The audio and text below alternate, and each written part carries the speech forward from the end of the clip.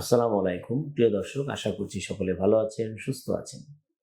আজকে খুবই গুরুত্বপূর্ণ একটি বিষয় নিয়ে কথা বলবো।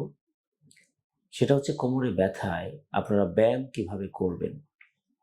এটা নিয়ে কিন্তু অনেক বিতর্ক আছে। অনেকেই অনেক কিছু মনে করেন। অনেকে ব্যায়াম নিজে থেকেই করেন। অনেক সময় YouTube দেখে আপনারা ব্যায়াম করেন, ভিডিও দেখে আপনারা ব্যায়াম করেন। কিন্তু একটা জিনিস খেয়াল রাখবেন যে আপনার কোমরে ব্যথা কি কারণে হচ্ছে, এটি যদি আপনি না জেনে ব্যায়াম করেন, তাহলে কোনো ক্ষেত্রে দেখা যাবে যে আপনার ব্যথা বেড়ে যাচ্ছে। এবং এভাবেই কিন্তু রোগীরা আমাদের কাছে আসেন এবং এসে বলেন যে আসলে আমার ব্যথা ছিল, ব্যায়াম করার পরে ব্যথা বেড়ে যাচ্ছে। তো এই ক্ষেত্রে আপনাদের কিছু খুবই সাধারণ নিয়ম মেনে চলা উচিত। সেটা হচ্ছে, প্রথমেই মনে রাখবেন যে কোমরে ব্যথা যদি তীব্র হয়, তাহলে আমরা বলি যে তীব্র ব্যথা অবস্থায় সকল ধরনের ব্যায়াম বন্ধ রাখবেন। হাঁটা চলা থেকে শুরু করে সকল ধরনের ব্যায়ামই বন্ধ রাখবেন তীব্র ব্যথা।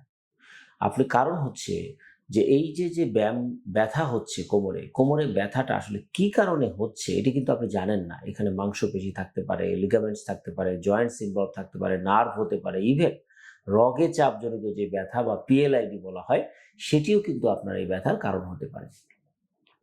প্রথমে আমি যেটি বলব যে খুবই সাধারণ এবং পিএলআইডি, এটা অনেক রোগী আমাদের কাছে আসেন, এমআরআই নিয়ে আসেন, তাদের ডিস্কে প্রোল্যাপস বা নার্ভের সমস্যা হচ্ছে, ব্যথা কোনো দিকে পা বরাবর নেমে যাচ্ছে, হাঁটলে পরে দেখা যায় ব্যথা যেকোনো একদিকে নেমে যাচ্ছে এবং হাঁটতে পারছে না, পা টেনে ধরছে। ঠিক এই ধরনের প্রবলেমে যারা ভুগছেন, তাদের ক্ষেত্রে আমি তাদেরকে বলব যে এলোমেলো ব্যায়াম করলে আপনার কিন্তু ক্ষতি হতে পারে। এক্ষেত্রে আপনি কি করবেন? প্রথম হচ্ছে যে চিত হয়ে শুয়ে আপনারা কিছু ব্যায়াম করেন, সেটি একদমই ঠিক না এই সকল ব্যথার ক্ষেত্রে।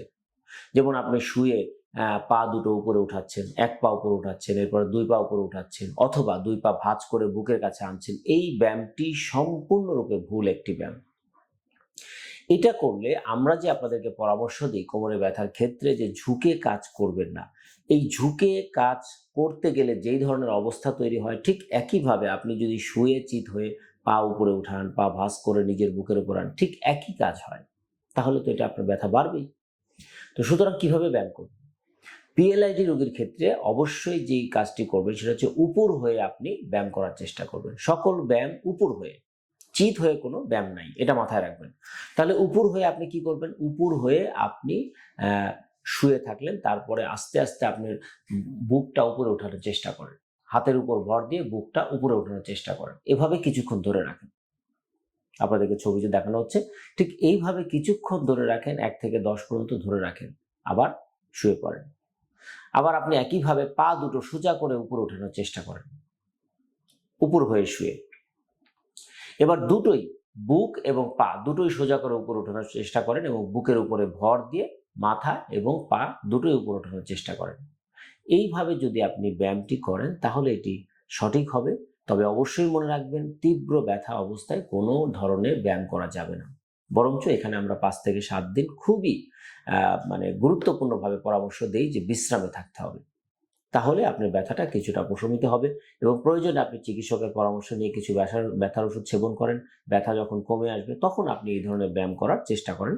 এটা আপনার জন্য ভালো হবে। তো প্রিয় দর্শক, যারা কোমরে ব্যথায় ভুগছেন, তারা এলোমেলো ব্যায়াম করবেন না। এটিই হচ্ছে আমার এই ভিডিওর মেসেজ। এবং তারা নিয়মতান্ত্রিকভাবে ব্যায়াম করুন এবং সঠিকভাবে ব্যথার চিকিৎসা করুন। ব্যথামুক্ত থাকুন, ভালো থাকুন।